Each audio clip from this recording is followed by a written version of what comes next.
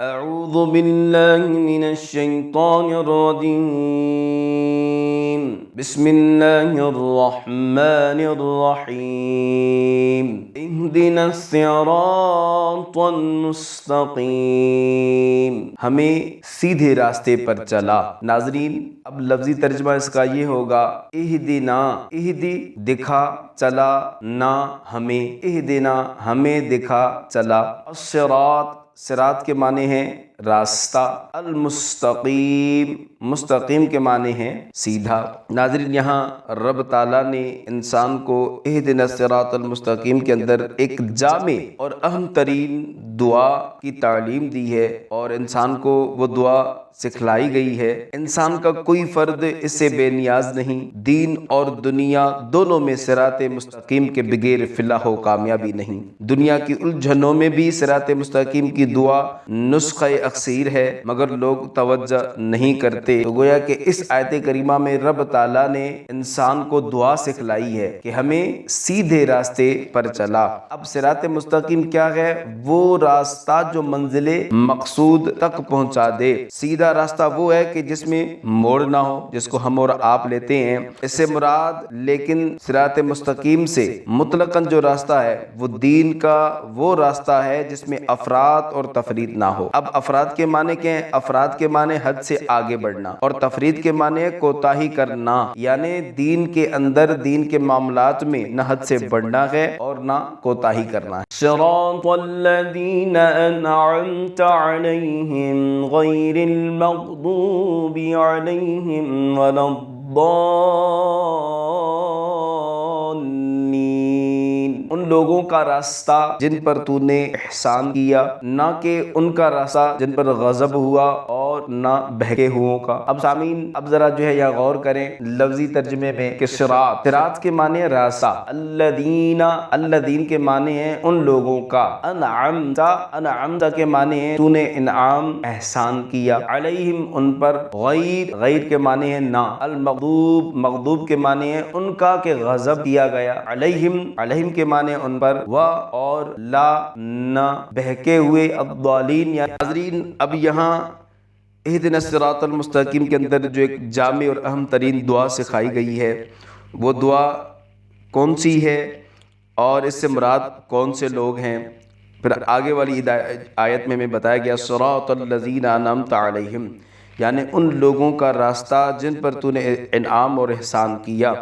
اب اس سے مراد نبیین ہیں، صدیقین ہیں، شہداء ہیں، اور والصالحین مقبولان بارگاہ الہی یعنی اولیاء اعظام ہیں، یعنی گویا کہ جو عظیم ہستیاں جن راستے پر یہ عظیم ہستیاں تھے، ہمیں بھی اسی راستے کا متبع بنا۔ غیر المغضوب علیہم ولا الضالین، یعنی نہ ان لوگوں کا راستہ جن پر غضب ہوا اور نہ بہکے ہووں کا۔ اب اس سے مراد لوگ کون ہیں؟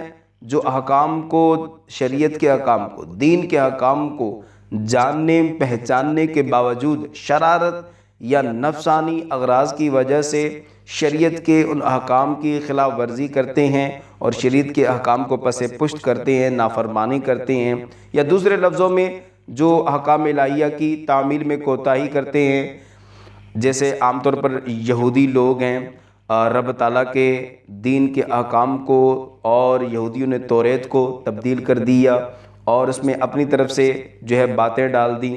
اس کے بعد جو ہے نصرانی عیسائی لوگ ہیں کہ نبی کی تعظیم میں اتنے بڑے کہ نبی کو انہوں نے خدا بنا لیا معاذ اللہ۔ اب ایک طرف یہ ظلم کہ اللہ کے انبیاء کی بات نہ مانے، انہیں قتل تک کرنے سے گریز نہ کریں، اور دوسری طرف یہ زیادتی کہ انہیں خدا بنا لیں۔ تو یہاں جو ہے دعا ہے کہ پروردگار ایسے بہکے ہوئے گمراہ لوگوں سے ہمیں محفوظ فرما، اس لیے یہاں کہا گیا کہ آمین کہہ دیں، یعنی پروردگار ہماری اس دعا کو یہاں تک قبول فرما دے۔ ناظرین، آج کے ہمارے سبق کے اندر اب آپ جو ہے الفاظوں کے معنی ذہن نشین کر لیں۔ بہت ہی جو ہے آسان الفاظ ہیں جن کو ہم آپ کو سمجھانے کی کوشش کریں گے۔ آج آیا ہے صراط مستقیم۔ اب دیکھیں، صراط مستقیم بہت فیمس ورڈ ہے، آپ نے متعدد مرتبہ سنا ہوگا، اے پروردگار ہمیں صراط مستقیم پر چلا۔